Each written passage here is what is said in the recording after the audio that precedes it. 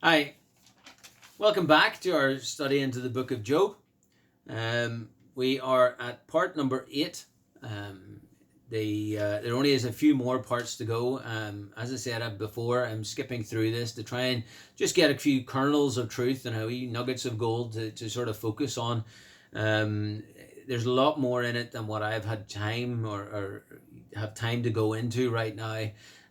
This could be a series you could go on to for weeks and weeks and weeks, but I don't really want to do that. I don't think it would be appropriate right now. Last time we spoke, we talked about Job in chapter 23, verse 3, where Job said, "Oh, that I knew where I might find him." His experience had left him feeling far from God, feeling unknown to God, feeling that God didn't see what he's going through. The heavens were as brass, and he just really was taking it to heart. We then had Bildad came back with a few comments about traditions, and also some great comments about the greatness of God. Um, so now we've got in Job replying in chapter 26, we're up to now. Job replies to Bildad. Remember, Bildad is the Treviev figure from Fiddler on the Roof, and forever I will think of Bildad as Treviev. Um, but Job answers him, and he says to him, "Your traditions have given me no satisfaction. Your traditions have presented no answers that make sense to me. They doesn't match up with my experience. Your traditions," he goes as far to say, actually, your traditions are bankrupt. They're bereft of any value and bereft of any worth. And he's really struggling here to articulate this. He's reached, I think, in many ways, Job has reached his lowest point. Even through all these experiences, now his mind and his heart, his understanding and his emotions are warring against each other. And he just reaches a point where he's going like, I wish I could find God. I wish I knew where God was. And now he's saying to Bildad, your traditions are bereft of any value. But something starts to happen in Job. Something starts to change in Job. In chapter 26, verse 7, it says, "He stretches out the north over empty space. He hangs the earth on nothingness." Now, Job's coming back to his belief that God is the God of all creation. He's coming back to that idea that he knew and he believed in his heart that God is awesome in power and majesty, that God has created all things. He's coming back to what he believes in his heart of hearts. Amidst all those things that were experienced and he was confusion and debating over, at his heart is still that kernel of truth that God is still God, that God is still awesome, that God is still worthy to be worshipped and obeyed. He's still got that love for God, that fear of God, that respect for God. See, it says the word north here, but the word north is the word ziphon or zaphon. And that's the Hebrew word which means north, but that could be, some commentators suggest, a transliteration of the word for the mountain where Baal lived. Remember Baal, one of the gods of the ancient world, who was in this whole region would have been revered and worshipped.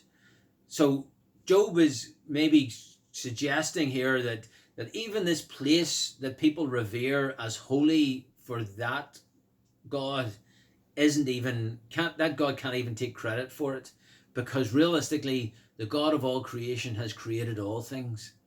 There's the God who is beyond those things, beyond those there mere fairy tales, mythology that people follow after. This is the God who created all things. His heart after God is expanding his mind, and he's starting to broaden what he's experiencing. Hang on, let me get back to the truth. I believe God is still good. I believe God's still big. I believe God's still mighty. I believe God can do all things. See, that's at the heart of who Job is. That's at the heart of his experience. At the early part of this book, we talked about how he revered God, how he feared God, how he went to great lengths to honor God and to protect his kids in their relationship with God and in their experience with God. and how that was central and pivotal to who he is. Even his trading with other people, they knew that he was an honorable man, that he was a righteous man, and that he was upright and blameless before God. So therefore they knew that they could trust his measurements, they could trust his pricing, they could trust his opinion. So pivotal and at the center of who he was his relationship with God and his reverence for God and his fear of God. And it's coming to the heart again. It's coming to the surface again. After all the waves have crashed upon him, have come in from one side after another, after his experience has boiled over, at the heart, he knows, at his heart, he knows that God is still God, that God is still worthy to be worshipped and worthy to be honored. Even we go on there, he talks about verse 11, the pillars of heaven tremble and are astonished at his rebuke, God's rebuke. Verse 12, he stirs up the sea with his power, and by his understanding he breaks up the storm. Again, stirs up the sea, hearkening back to this idea of a mythological creature, Leviathan, which it speaks of in the book, Rahab, which is another one. And this is a spirit or a creature of chaos that stirs up the seas, stirs up the waters, that brings about destruction, that brings about unhappiness and experiences and things on the sea and in that region. And here Job's saying that even God of all creation is power over those things, the stirring of the seas and the chaos all around us. And actually that one line, by his understanding he breaks up the storm. Can't you hear the master when he was on the boat and the disciples were saying to him, are you not worried that our ship's going under? And he got up and he spoke to the storm and he said, peace, be still. Here Job saying the same thing. By his understanding, he breaks up the storm. See, his heart is still beating after the master. His heart is still beating for God. I know that there's a God out there. My experience has been bad. I don't know what's going on. I'm struggling to understand it. But still, there's a God who's worthy of worship. Still, there's a God who's worthy to be worshipped and adored. The next section we come into now is chapter 27 to 31. And Job lays down his final case. As it were, he's come to the stand and he's going to give his final defense. You're going to see that courtroom as he walks up to the stand and he puts his hand on the Bible and he raises his right hand and promises, I promise to give, to tell the truth, the whole truth and nothing but the truth. He actually starts out here in chapter 27 by saying in verse number 2, as God lives, who has taken away my justice? As God lives, that oath that we hear often in scriptures, as God lives, as the Lord liveth, as God is my judge. That's the phrases we hear and we read often in scripture and even in other places. And he's taken his oath. I promise to tell the truth, the whole truth and nothing but the truth. But he's got a caveat. Did you hear the caveat there, verse 2? Who has taken away my justice? Even as he's taking the stand to give his final defense, and this is his final defense, as he's taking the stand, even at this moment, he still sees himself as a victim. He still now identifies as a victim. He had experienced bad things. He'd gone through terrible loss, no doubt about it. He was a victim of storms and of raiders and of the work of the enemy. There's no doubt about it. He was a victim. And even his friends have given him no hope and no solace at all. And he's now gone from being a victim to now identifying as a victim. The process had started a few chapters back where he was pleading his case that God was lifting him up like a human piñata and was firing darts at him, and that he had no hope of getting justice from God. But he now identifies himself as a victim. There's a danger in that. We can be victims to circumstances. We can be victims to disease or heart problems or physical problems or political problems. We can be victims of those and merely just swept along in them and having an impact on our lives as a result of them. And that is, being a victim is. But to identify as a victim is dangerous. We've got to be very, very, very careful with this identification. How do we identify ourselves? Do we identify ourselves as victims? Our culture today prizes victimhood. It prizes someone who has been the subject of hardships as a result of someone else or something else. They look for calls to say that, oh, I am a victim of racism, or I'm a victim of abuse, or I'm a victim of neglect, or I'm a victim of this. Got to be very, very careful with these things, because as believers, we can be victim of things, but we should never identify as a victim. I don't identify as a victim because of the things I went through or I've gone through. Because at the end of the day, I identify as a child of the King of Kings and the Lord of Lords. I identify as one who has been redeemed, one who has been delivered, one who's been set free. I identified no longer as a stranger and a foreigner to the Commonwealth of Israel, but now I have been brought near by his precious blood. Now I identify as an heir and joint heir with Christ. That's how I identify. And you see, whenever you identify the right way, when you identify yourself as a child of God, as an heir of righteousness, as one who is heaven bound, who has been set free, who has been delivered, see, all those things that we experience, all those things that we will go through, they will remain out there at arm's length. See, identifying as a victim will give us no hope for tomorrow. Identifying as a victim will not deliver us from being a victim. Identifying as a victim will merely keep us in a position to remain a victim.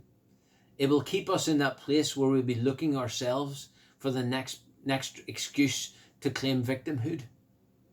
It will keep us in that place that will be subject to those things around us, those spirits, those experiences, those natural forces that want to keep us down, that want to keep the people of God subject to the whims of this world and to the spirit of this world. But you see, whenever we identify as the children of God, as those who have been set free, those who have been redeemed from the curse of the law, those who have been glorified with him and we now sit with him in heavenly places, see, people, when we identify that way, by golly, there's not a thing that can hold us down. There's not a thing that can captivate our souls again. We have been made free, not set free. We have been made free. Thank the Lord in heaven. Glory to his name. Job here struggling. He still identifies himself as a victim. This is going to take some drastic measures. God himself is going to have to step in and interfere. But I thank God we don't have to identify as victims today. We have been set free, delivered. Praise the Lord. Job goes on, as I said, in these passages here, in these next chapters, laying down his case for how he's an innocent victim. One chapter worth noting, and one I would strongly advise reading even, chapter 28. It's worth looking at. Chapter 28, Job starts a discourse on wisdom. And it's really, really good. It's really interesting. 28 verse 1 says, surely there is a mine for silver and a place where gold is refined. Iron is taken from the earth and copper is smelted from ore. Man puts an end to darkness and searches out every recess for ore in the darkness and the shadow of death. See, he's talking about the man's wisdom and the wisdom of man that he sees around him. Those things that he knows and he grew up with and he's experienced.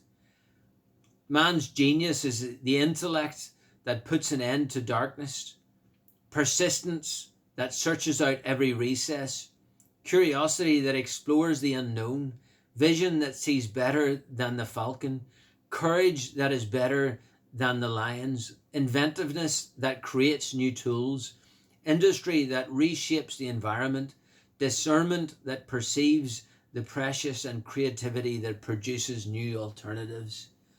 This is the manly wisdom, the wisdom of man that he sees around him and he's familiar with, that he has lived with and he's operated in. And he explores that slightly. And there's a value in it. There's value in that. But the truth is that the wisdom of this world, the wisdom in those things, has a limit. It's a shadow of true wisdom with a capital W. True wisdom that comes from God. True wisdom that is encapsulated, that is in God, that we only get whenever we have a wisdom, we have an understanding of God. That's when we start to scrape the surface of godly wisdom and of true wisdom. Real wisdom is not found in catchy proverbs. Now, I love catchy proverbs. One of the ones I've been using a lot over the last few years. When people have asked me, what do you think of that circumstance? Or what do you think of the decision to do this? What do you think of your business? Or what do you think of this family member? Or what do you think? There's a Polish proverb that says, not my monkeys and not my circus. It's good to use. It's good. It's a really good piece of wisdom. It's a really good reason to not get involved in someone else's drama and someone else's argument. And there's wisdom in that, but it's not real wisdom. The real wisdom he's talking about is not found in catchy proverbs. Job is talking about true wisdom, wisdom that comes from God. It is more concerned with the issues of life, the way that God originally constructed the whole of creation, the way God rules all of creation, and how we ultimately fit into his created order. It's more concerned with God. Real, true wisdom sees things from God's point of view. Now, reading this book, we can gain great wisdom. You see Job in his world, perfect world with his family and his kids, and then it zooms out to God's perspective. How God is in the throne of heaven, surrounded by his angels and his heavenly hosts, and the enemies there. And then it zooms back into Job and his experiences and what he's going through. And then it goes back to the throne room of heaven. And Job touches on what he's struggling to articulate here is that he is expressing and he is living in light of earthly wisdom. And that's what's happening here. But the important point of view is this here wisdom. It's that godly wisdom.